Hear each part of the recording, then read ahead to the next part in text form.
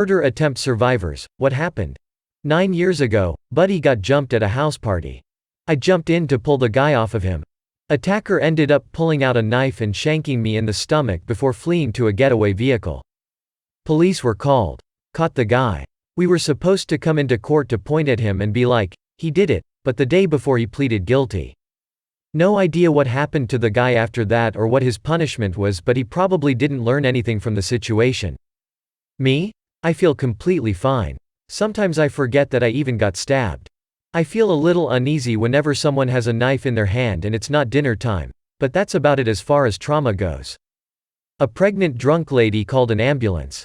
I was working with a junior colleague but a female one. The patient said she thought she was in labor and was sat on the floor, legs open, knees bent, with a blanket over her lower part. There was a small table next to her, glass top wooden coffee table thing. My colleague asked to examine her and for some reason she got angry and insisted I examine her, not my female colleague. After a bit of back and forth, I knelt down and went to lift the blanket to have a look when there was a sudden crash. My colleague had put her foot through the glass table and was standing on the patient's hand, which had a huge knife in it. Turns out she wanted to stab a paramedic, and when we turned up she chose me. My colleague saw it just in time and saved my life. Patient had already had several children who were in care and had fetal alcohol syndrome. I was asked for a statement when the next one was born and they were also taken into care. She got away with the premeditated attempted murder on grounds of mental health. My mum was incredibly abusive. On one occasion, I was around 12 and she came into my room while I was sleeping and stabbed me in the chest with a kitchen knife, puncturing my lung. I didn't know this at the time. Obviously this woke me up and I just rolled out of bed and ran around the house screaming. Someone on our road noticed the noise and called the police. Just before the police arrived, she started choking me and I lost consciousness.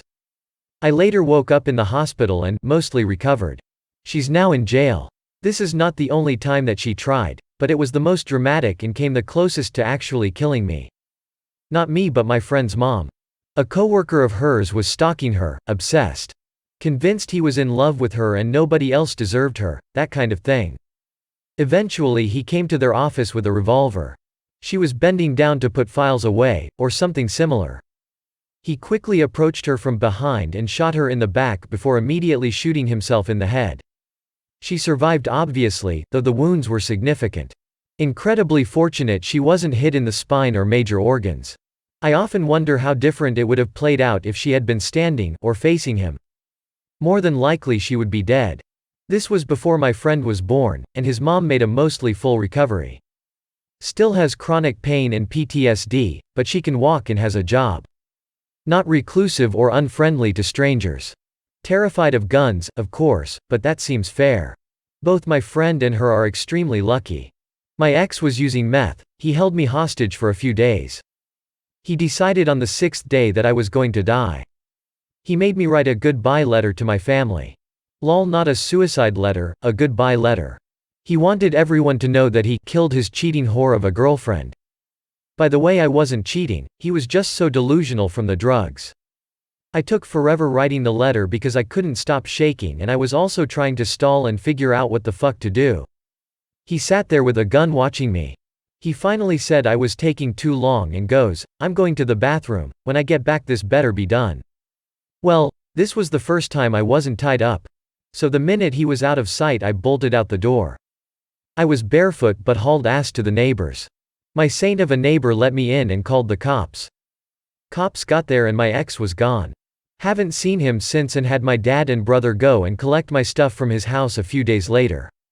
IDK, if this is classified as attempted murder, he did beat me for those 6 days. But he never tried to actually murder me, I guess? But when he was sitting there with a gun making me write a goodbye letter, I fully believe he was going to kill me. At the beginning of October my husband was trying to buy a PS5 on letgo. He wanted to make sure it actually worked, so he gave the guy our address.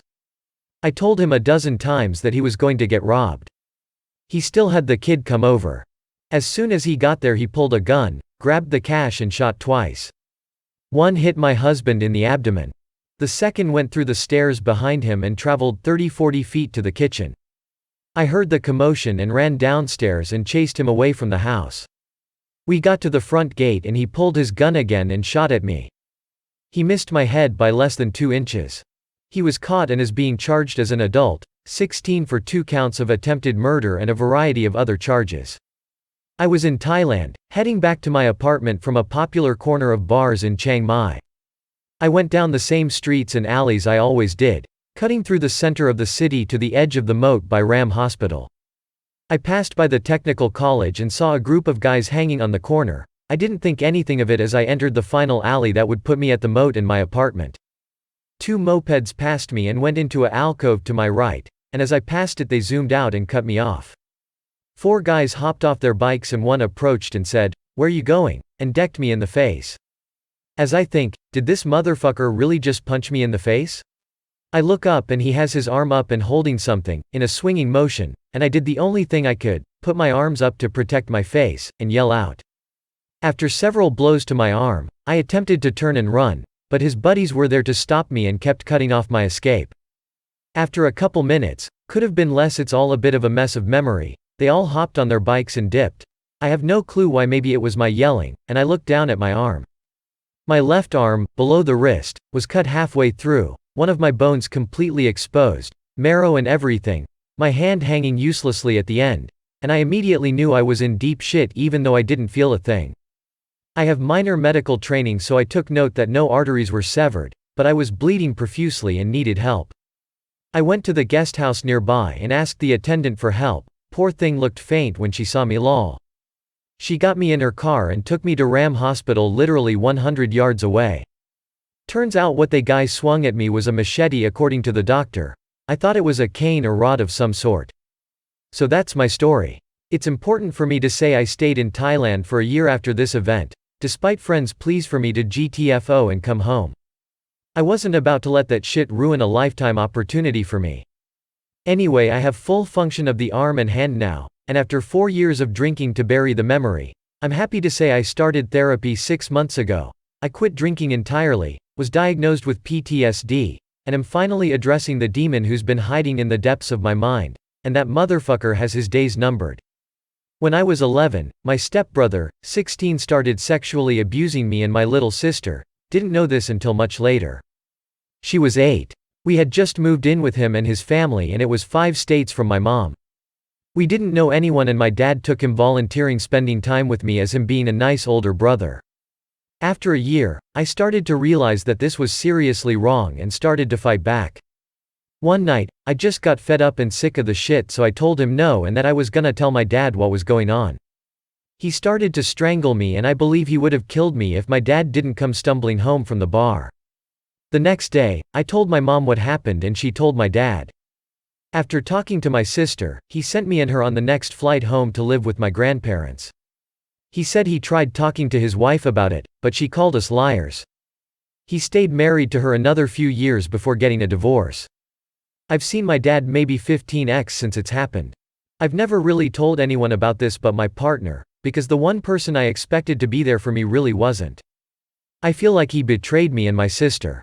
He may be able to drink himself to forgetting, but I can't, because I have a scar on my neck as a constant reminder.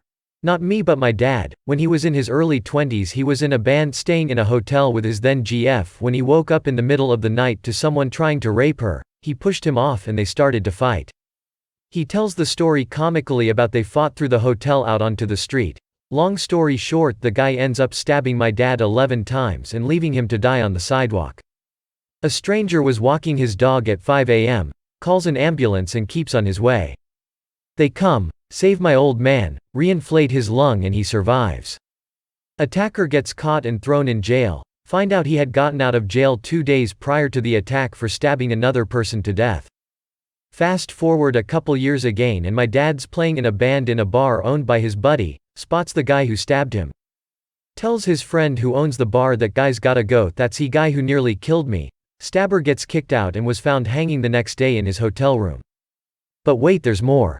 35 years later, my aunt moves to the city we live in and hits up some dating app or some shit and meets the officer who responded to my dad's attack when he was a rookie. So a lifetime later, my dad gets to shake the hand of the cop who helped save his life nearly 4 decades earlier. Shit's crazy. He pointed the gun at my face, pulled the trigger, and it didn't fire. I could have beaten Usain Bolt in the next 10 seconds. Not me, but a girl I went to school with. Her deranged uncle broke into her house dressed as a FedEx driver while her parents were running errands. Mom and dad came home, tried to wrestle the gun from him before she and the husband were shot and killed. He then made all 5 kids lay on the floor as he shot them one by one. The bullet intended for my friend grazed her hand and head and she played dead. She was the only survivor. She came back to school the next year, but people were horrible. There were nasty rumors about how she made it up, faked it, how it was her fault, etc. She's now engaged and in college. One of the strongest people I know, and such a sweetheart. People are horrible. I was attacked in a friend's house by an ex-husband. He slit her throat and slashed my face with a box cutter before hitting me over the head with a plate, knocking me out temporarily. He then lit the place on fire with us in it. I managed to wake up and drag her outside and a neighbor called the police, ambulance. They caught him 2 days later trying to commit suicide in a Ramada Inn. We both lived through it, and now he is serving a life sentence. Strangulation by a step-parent. When my strength and eyesight faded and I felt about to lose consciousness for the last time, they let up just a hair. Next thing I knew, I was in another room with a locked door between us. Was primal shit, no idea how escaped. We'll never know if they experienced a brief moment of clarity that they could actually go to jail, lose their cash cow in the form of my bio-parent, or if they thought the deed was done. They tried to break the door down and I considered jumping out the window, but I knew they would catch me before I reached the neighbor's house and they wouldn't fail a second time. Might even add the neighbors. And if I left, it'd be my bio-parent for sure. The perfect bruises of their hands on my neck lasted weeks. Wore a scarf. They're still together. Please like and subscribe if you enjoyed the video. Have a nice day.